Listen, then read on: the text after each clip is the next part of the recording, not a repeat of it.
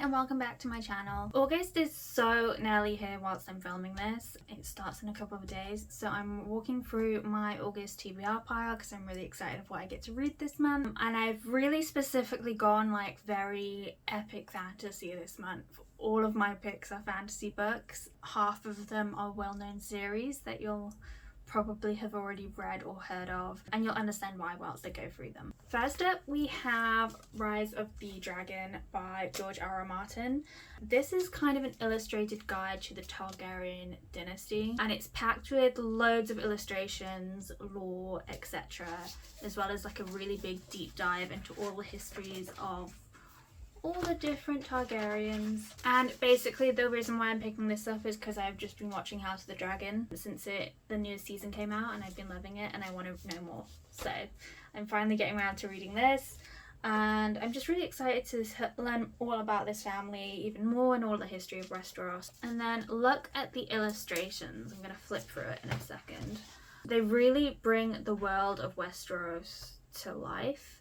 And it's perfect for anyone who loves kind of those rich histories, laws, and art books of the franchises. I think it's the perfect kind of collector's item as well. And then continuing with my Targaryen obsession, Fire and Blood is also on my to-be-read pile. This is again all about the history of the Targaryens, and it follows the House of the Dragon more closely. I believe it has all of the reign of Aegon, Allison, etc. Although I have also heard the TV series deviates a lot, so I'm really interested to see what J.R.R. Martin wrote about these characters, and yeah, find out what's going to happen after the episodes that I've seen. I've been told if you are a big fan of Westeros, this is like the perfect next book to get into after the main A Song of Ice and Fire series.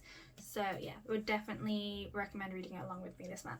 And then switching gears to another Master of Fantasy, my next book on the list is The Silmarillion. This has been hailed as like the Bible to Middle-earth. It has all of the kind of history of the creation of that world, as well as a lot of the information that was kind of alluded to in the appendices in Lord of the Rings. It comes into this book. This is actually my super special edition, which, oh no, it's getting stuck. It comes out like this and has a little Christopher Tolkien note from there as well. But yeah, this is my stunning edition. I have an actual paperback, which is probably going to be the book that I take on the tube and things like that with me, but I'm very excited to get into this. I really want to read it before the Rings of Power comes out. I know the TV show isn't based off of this book, it's based off the appendices, so it's deviating a lot, but I'd love to know the actual main lore first. And then last but not least, I want to read Red Queen's War trilogy by Mark Lawrence. So I have all 3 books already, and I really want to read them because I love Mark Lawrence's other books that I've already read, especially the Book of the Ancestor series, I think it is.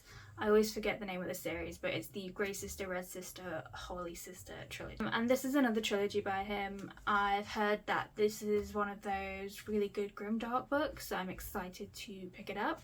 But yeah, I've been told if you like dark fantasy, these are the books for you, so I'm really excited to finally pick them up. So that's my very quick August TBR pile. It's a lot of big epic fantasy, so I've not gone too much into planning how many books, but if I do the whole series it will be 6 big books. But I'm hoping, because it's near the end of summer, I'm hoping I'll have lots of nice sunny days to read on, and I hope you can let me know if you're reading these too, or you've already read them and how much you like them or don't like them, whatever's the case.